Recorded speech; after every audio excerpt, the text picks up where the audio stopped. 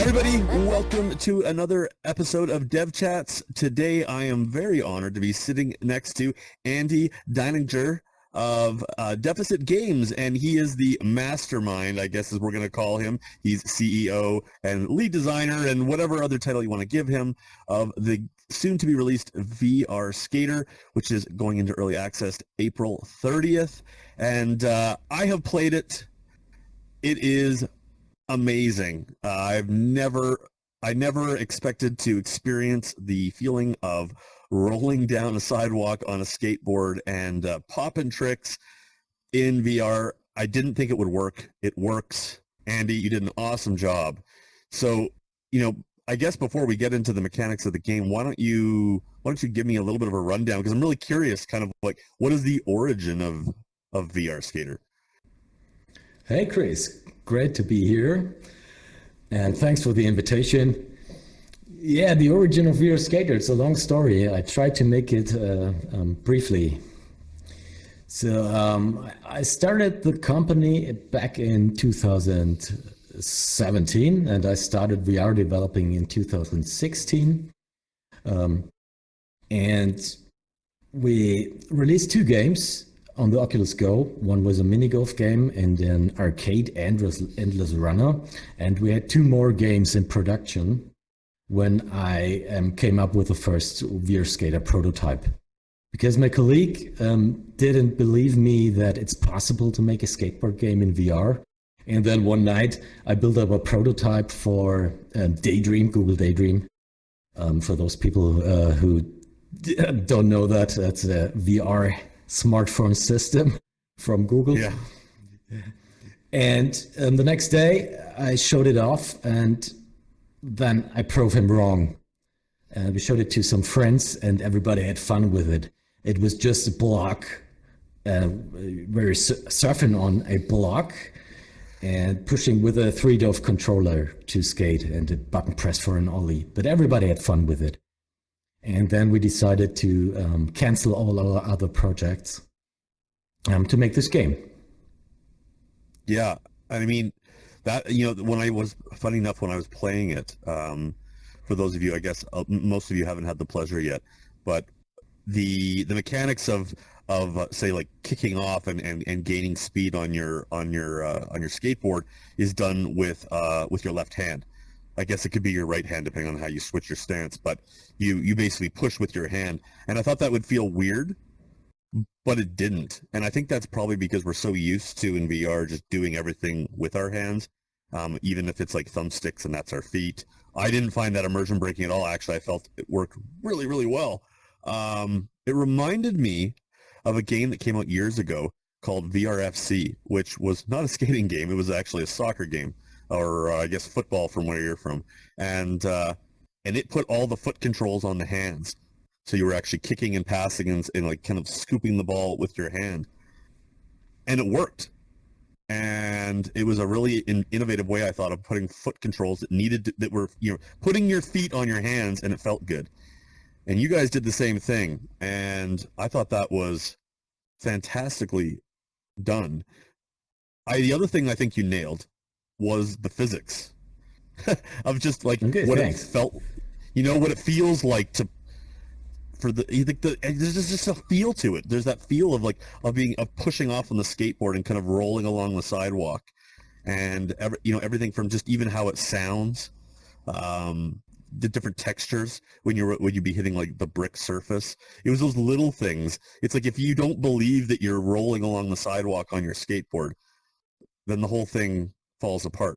The interview I was a part of before you, we were interviewing the developer of Walkabout Mini Golf, and it was the same thing. It was like the ball physics are so dead on, and if that didn't work, it all falls apart.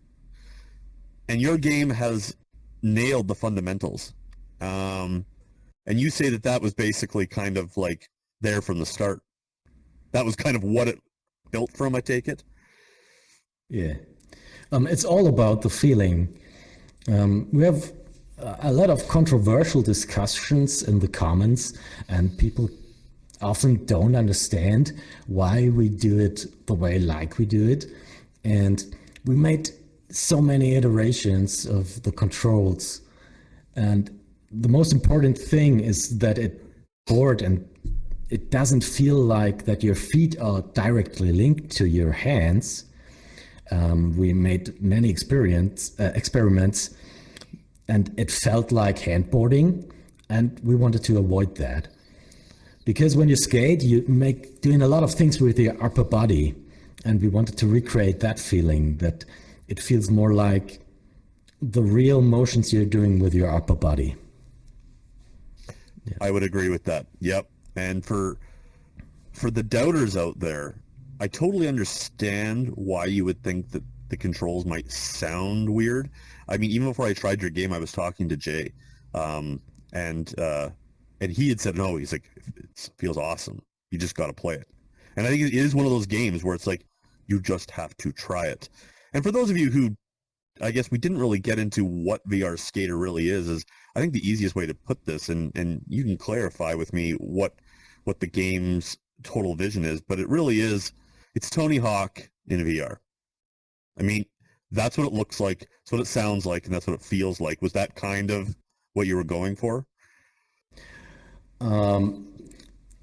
People, the Tony Hawk's franchise is the most famous, but our game is a street skating game, so we have no verts in it, and no 720, 900 tricks, because we went in this direction because it's VR and we have to do a lot of compromises. Artificial rotations can easily make you feel uncomfortable. So we went with the straightforward street skating game without too extreme rotations for the camera. Which is funny, because that's one of the things that I said to Jay after I'd played your game. I was like, they should put a hardcore mode in there where I can like actually turn with the board, like if I actually wanted to pull, like, you know, actual turns with my own body. I'm not someone who deals with VR sickness, so I'm like, bring it on.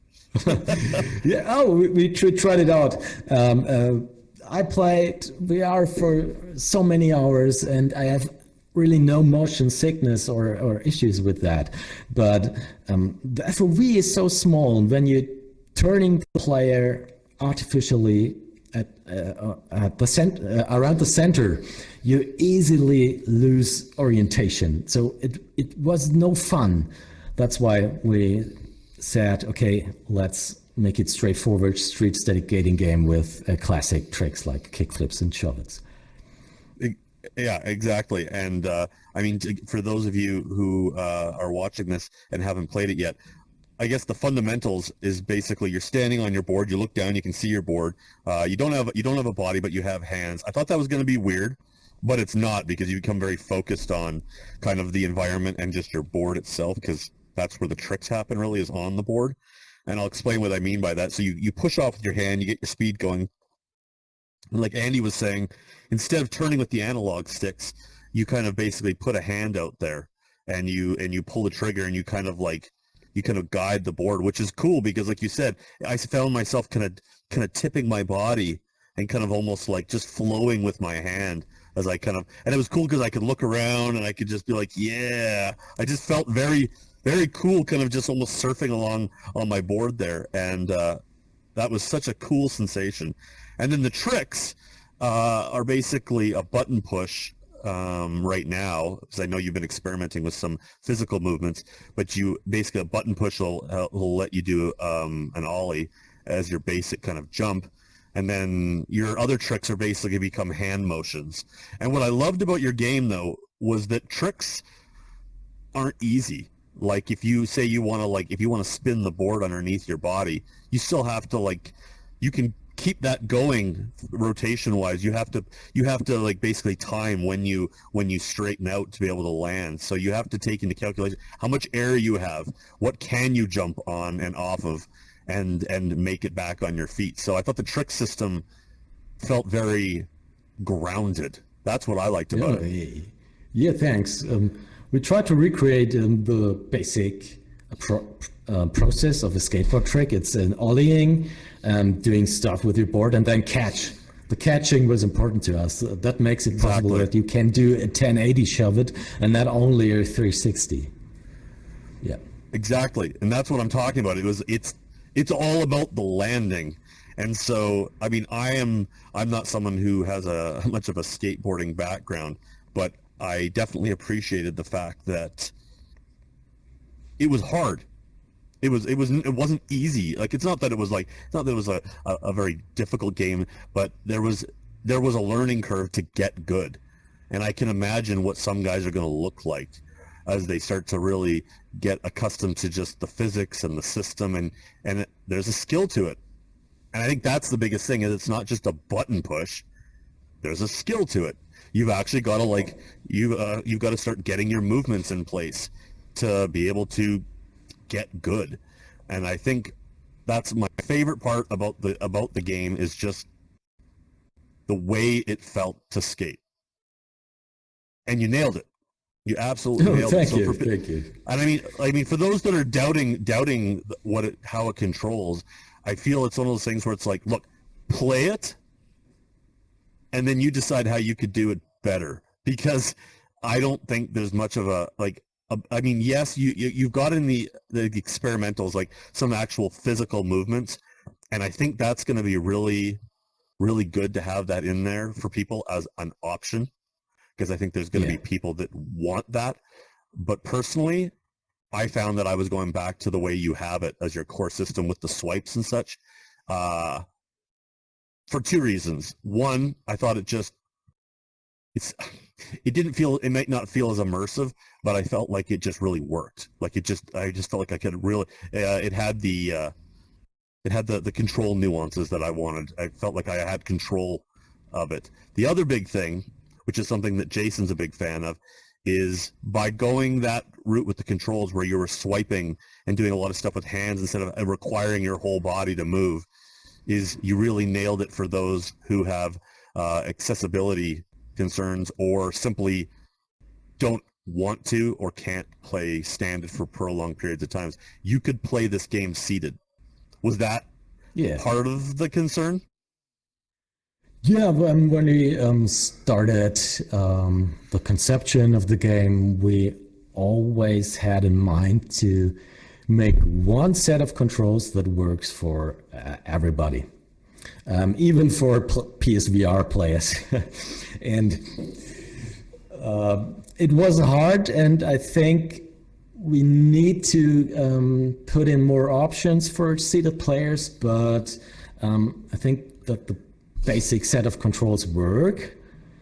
And I play it myself, always seated for debugging, and because it stresses me out always to stand up when I need to debug some new tricks.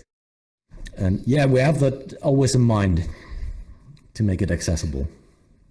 And you nailed it. It totally is. I mean, I could play it seated. I'm a lazy gamer. I like to play seated. I mean, I grew up as an 80s gamer, and we just sat there on our butts watching with a controller 8 feet from the TV. That's gaming for me, and it's very hard to break that. So I'm not one who's sitting up there, oh yeah, I want to be on my feet and all immersive. But I did stand for your game because I just wanted that feeling. I wanted that feeling of being on the skate, and it was so cool. You mentioned PSVR. Right now, it's entering early access on PC only on Steam. Can you talk about kind of what I mean, we're going to get into this as far as like a little more in depth about like where the game's at, what the plans are, why it's in early access, and kind of what people can expect moving forward. But as far as additional platforms, PSVR is in the plans? Yeah. PSVR is very important because it's a huge player base, and the PSVR 2 is coming out maybe 2022 Q4. I don't know, but it's a huge market, and it's hard to get a return of investment on the PC VR platform. So Quest and PSVR are our most important goal to make the game succeed. Now, most games we've seen go PC, and typically then Quest, because I think the port is easier to the Quest. than the PSVR. Are you planning Quest first and PSVR, or are you even there yet as far as what the like real kind of plans are? So our plan is to finish the full release for PC, and then we will start porting it. And then we have to rework all the assets, all the textures, and make it run on a mobile processor. Yeah, absolutely. I mean, I played it on PC. The game looks really nice, but I wouldn't say like it's not one of those games where you play it on PC and you're like, this is never going to go on the PSVR. This is never going to go on the Quest. I could see how you could scale it down to work on those systems. So I think you made it smart. And as far as controls, they would work on the PSVR because you don't need your thumbsticks. It's like, yes, we don't need analog sticks for this. This would also work really well on the Quest. I said that to Jason. I was like, this would be great on the Quest because that wireless nature would be so cool to just give her and not be concerned with anything else. Yeah, exactly. That's exactly it. How long, like, of course, everything can change, but what is I guess I'll preface this with, for those of you who are looking at picking up this game, it doesn't feel like an early access game. It feels like a very polished experience, but it doesn't have a ton of content yet. We pretty much have the one main level, and a few songs, which I want to get into as well. But content is kind of the thing that I was playing, and I was like, okay, this game is so awesome. Now just give me more. Like right now, the game has an amazing foundation. It feels like a finished, polished title, but it only has the one level for content, a few songs, and a few modes. But right now, it's like, I love it. Give me more. Can you tell me a little bit like what the plan is, I guess, and how long do you see yourself in early access? We plan the full release for Q4 2021, and we will update the game and update new content, give you new content every 4 or 8 weeks. So the first update is planned about 4 to 8 weeks after the first early access release on April 30th. Mm-hmm. And then we will give you 1 or 2 more levels, a online leaderboard, and a beta version of the level challenges in THPS style. Yeah. Cool. Any plan for multiplayer? Oh, that's a difficult question. No, we have no. You know you're going to get that question.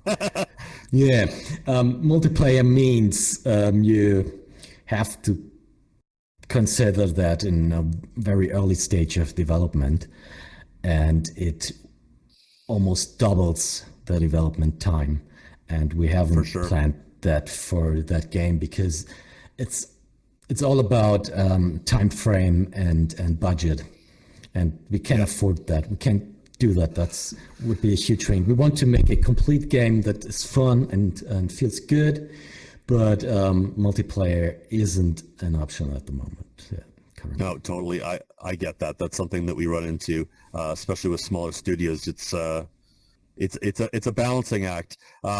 But yeah, you're definitely gonna get that question. See, here's the thing, Andy. You made your own problem because you made a game that plays really well and feels amazing to play. And so now you've created this problem because people are just going to want to play your game in more ways. You're going to get requests for skate parks. You're going to get requests for multiplayer. Yeah. You just are. And it's your own fault.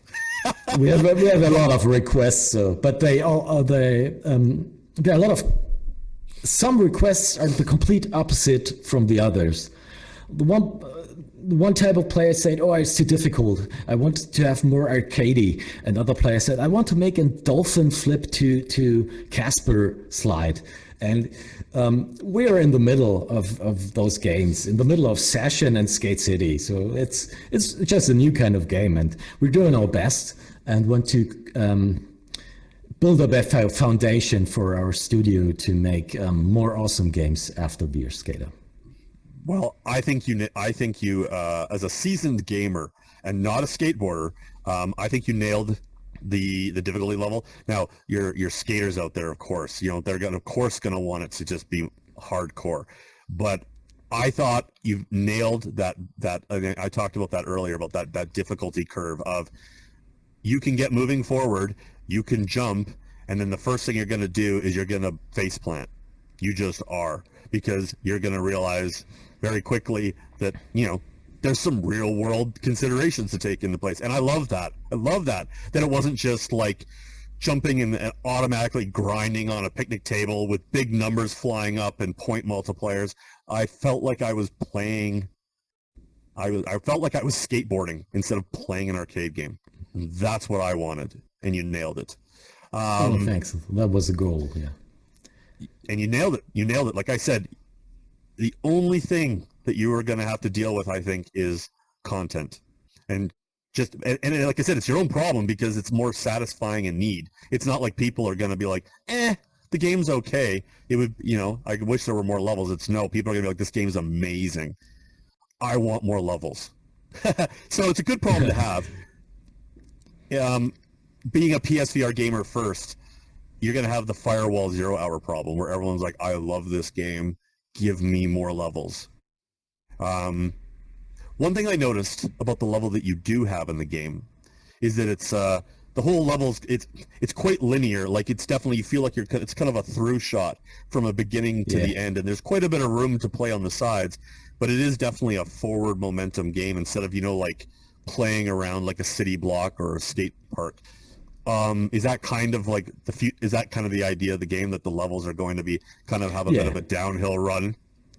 Yeah. We started developing the game 2 years ago, and we tried to make it work in VR as best as possible. And we now we have much more experience in developing VR games than 2 years ago. But the concept is a linear level, to always guide the player's gaze forward, and to get the feeling of surfing through the streets, and giving even players who not so much into skateboarding, that they don't have to think about, where I have to go, what I have to do. Because if they want to, they can just tread down the street and reach the finish. So that's the concept, and we will stick to it. From today's perspective, I would do different, but every level will be in their style. But we have already blocked out a lot of levels, and they going to be pretty cool and thrilling, like a skyscraper construction site, where you can skate on huge steel beams, and so it's going to be really fun. So it's a bit exaggerated. Yeah, well, I mean, it's still got that arcade. Like, I think. Yeah. It's funny. I'm sitting here thinking about it, and I definitely was like, I want to be able to go around the neighborhood. Like, I want to be able to like get that like open world feeling to it. But I understand why you did what you did. It's definitely, you kind of feel like you always have that forward momentum. At least it's easy to get going again once you biff it. And so, yeah, I understand that. But I mean, you're satisfying the arcade lovers a little bit by the fact that it's a little extreme. It takes a lot to get me to be like, holy crap, in VR. It takes a lot now. I'm a jaded VR gamer. And when that one part where I was like shooting through the building, and then I jumped out the window to the street below, that got a holy crap out of me. I was like, that was fun, and that takes a lot. So, congratulations, because that got a smile on my face. These parts are the fun parts, and we realized it more and more that it needs to be a bit extreme and exaggerated, because that's the most fun part. So we love it ourselves. The whole team, we are skaters. We have been into skateboarding in our past, and we love to jump out of that window or from a steel beam and falling 20 meters down, or you say foot, I don't know. We have the metric system in Germany, sorry. I'm from Canada. We talk meters too. It's these Americans here. Okay. And so we want to go more in this direction to have diverse levels with crazy spots in it. But you know what the cool thing is that like I've played VR games and we all have where like the whole game is extreme. You become numb to it. Like it's like, okay, so I'm flying. That's now I'm flying. That's the game. But the cool thing about your game is it feels so grounded. Like just jumping a couple feet off the ground is like a bit of an accomplishment, especially to land it properly. So the fact that it feels grounded and it feels hard just to jump onto a picnic table, when you leap through a window like that and drop 2 stories down, that's a rush because it feels so extreme compared to what you've been doing for like other parts of the level. And I think that's one of the reasons it works so well. Another big component, I think, of let's say the Tony Hawk experience, which is what I think everybody's going to think of when they play your game in VR, is the music. Yeah. You only had a few tracks. You only had a few songs. I didn't recognize any of the artists, so I assumed that they're smaller indie artists. But the music felt like lost songs out of an old Tony Hawk game. Was that intentional? Like it definitely feels like that late 90s era. Yeah, that was intentional. So VR Skaters for me, we started developing it because I wanted to make a game with something personal in it. And I was into skateboarding when I was younger, and I played in a lot of punk rock bands, and I wanted to add kind of punk attitude in a game. And the soundtrack was because I hang out a lot with musicians and bands, and so I take the time to be very careful to get the soundtrack right. And I think I listened to over 500 songs to get the right songs, or to find the right songs. And these are all indie artists. And I hope that we'll get some more, a wider audience, larger audience through our game. And we have, I think we will get 20 tracks in the end for the full release. But it costs a lot. We have to pay to the collecting societies for every copy, and licensing is very difficult and a long process. Yeah, on the legal side. Well, I can appreciate that. Music licensing is a pain. I think from what I understand for various games, and also when you're thinking worldwide distribution and all that garbage. But yeah, the music you have works. You nailed it. You nailed the vibe. Like I said, especially that late '90s kind of like pop punk kind of song. I was like, oh my god, this sounds. I feel like I'm skateboarding through like the American Pie soundtrack. It definitely worked. Okay. Yeah, thanks. So that worked really, really well. And I mean, for anyone watching here, you know, indie bands and anybody who reps like skate companies and stuff. I've said this to Jason. I said, like, they need to get on your game. They need to get in there, and they need to get some. They need to support you and get some branding in there with their stuff, because this is going to be something, Andy. Like, this is very, very cool. And like, if you like, you know, I just said to you, I'm like, this game, we got to get this game in like skate shops. We gotta get people trying this game, because they're gonna lose their mind when they realize what they can do in VR. This is we've never had this in VR, and thanks. And it means a lot. You've done a good job of it. I can't wait to see the game grow. So you're saying, just to go back to your timeline here, are you thinking is this? So I guess, are you thinking 2022 then for like a PSVR Quest window? Some point in there? Yeah. The plan is Q2 2022 for Quest. And I think for PSVR, when PSVR 2 comes out. Yeah. I don't know when, but I hope we can make it till Q4. But we never made something on the PSVR. We don't know nothing about it. So we don't even have a developer account or the SDK for Unreal. Yeah. Launch title, Randy. Launch title for the PSVR 2. Yeah, this game would that's our crush goal. it would crush it. It would absolutely crush it. Your game would sell headsets. So guys, those of you at home there, like I said, April 30th, VR Skater enters early access, and I would definitely consider checking it out. This is it's a premium VR experience. It just needs more content, Andy. It's really good. It felt very slick. Yeah, you should pat yourself on your shoulder. I would agree. No, it's not my shoulder. It's on my heart because thank you so much. It means a lot. I would definitely. I mean, you guys know I'm picky. You know I'm hard on games, and if I was to review this game right now, I would say yes, content is a concern, but the foundation and the bones of this game are so good. Like, I want to go back in and skate, and I think that's half the battle. We don't have much content, but we released it on early access because of the funding. So our budget is gone. And so we need to put it out now. And if you want to support us, buy it on early access. We will deliver more content in 4 or 8 week cycles. And it's really important to us. We take it serious, and we want to make the game good and great and to deliver enough content for you to have fun.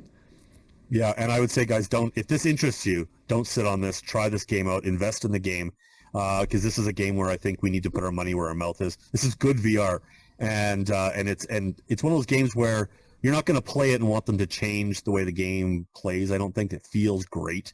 You're just going to be waiting for that next update of content. And I think that's awesome, because that's a perfect early access title, because it's fun to play right in the beginning, and then you're just going to come back for more content. And guys, can't recommend it enough. Absolutely awesome. Do you have a Discord, don't you, Andy? We have a Discord. We have a VR Skater Discord. It's linked on the Steam page. Yeah. And we'll put those in the notes below as well, guys, so you can reach that, because I would imagine that one great thing about early access is that people can give their ideas to you, and you guys can have a conversation. So Discord's important for that. So guys, definitely join the conversation and become a part of the development here, because I think this game is going to thrive, especially with more input and skaters and just different opinions, because you guys are kind of working in a silo anyway. So it'll be great to just get the game out there. Is there anything else that you wanted to add to the conversation? Oh, a lot. So my question to you is, have you realized when you skate in VR Skater that most of the time that the board is in front of you?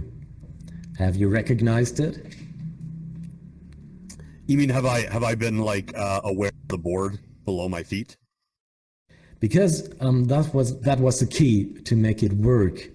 That's why we don't have a body or feet, because when we started with the first prototype, so we wanted to cancel the project because it did not work because of constantly looking down. So that's very uncomfortable in VR, and you're losing orientation and you get some neck pain. So that's why we developed those rubber band camera system. And it's very subtle, but it works. Yeah. No, I would agree with that. Yeah, I mean, it's interesting, that you mentioned that, because watching the videos, I was like, well, that looks really cool. But you're like, I don't know how that's going to feel in VR. Because the board's kind of off your feet, and you kind of, sometimes you feel like you kind of lift off a little bit and you come back down. I think some people are going to have different opinions around that, or what they want to feel more stuck to the board, but I think it worked quite well. Like I said, I started to become I became very, well, because the hand's out in front of you. Yeah. That kind of puts your head out in front of you, and so you almost get that kind of like again, I'm not a skater, but you kind of get that surfing.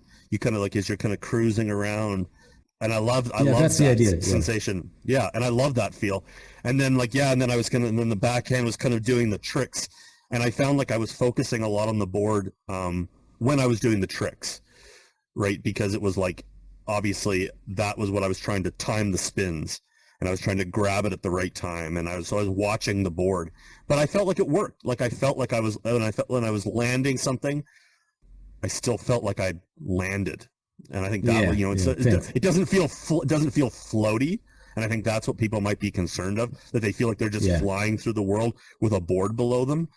That's not the case. I felt like I was attached to the board. And to be honest with you, as much as I would like to have a full body, because I like seeing a full body in VR, I think that would look really janky. It'd be really hard to do that well, where your head wasn't like in your shoulders, and your legs weren't just, and your arms weren't looking like they were just like demented noodles. I think getting rid of the body was probably a good call, just to keep it really clean. Yeah.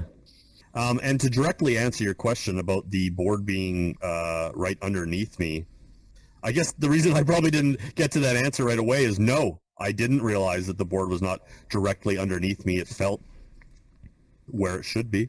If that makes sense. Yeah, that makes sense. Yeah, that's our goal. I never questioned it. It would be one of the first questions I asked you if I'd noticed it. It feels good. So I wouldn't change it. You would recognize it when it's not, when it's always under your head. So it would instantly feel weird and like you're tied to something, and you have to look down, and it's no fun. So it's a good point. That's a good point. Yeah, I guess if it was really stuck right underneath me, and like I said, you're paying attention to the board for your tricks because you're kind of looking at the timing of them. That could be a problem if you were constantly doing this.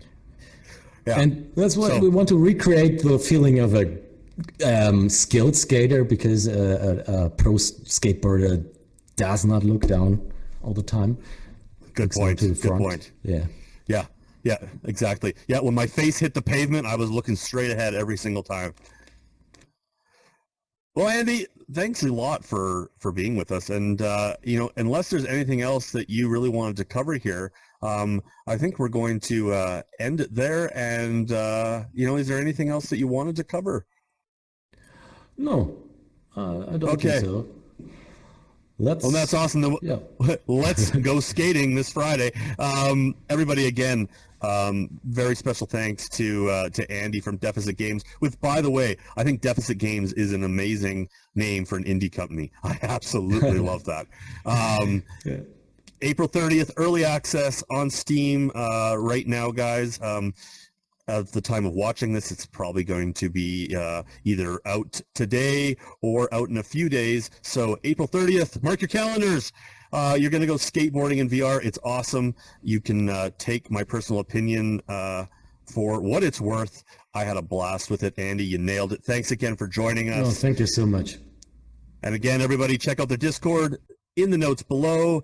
And again, special thanks to all the cast, the creators, the producer of the VR Chat channel, who make these shows very possible. And again, special thanks to Jason, the producer of everything that you see going on here. I am Chris from Shugghead Gaming. This is Dev Chats, and we will catch you on the next episode. Thanks, bye.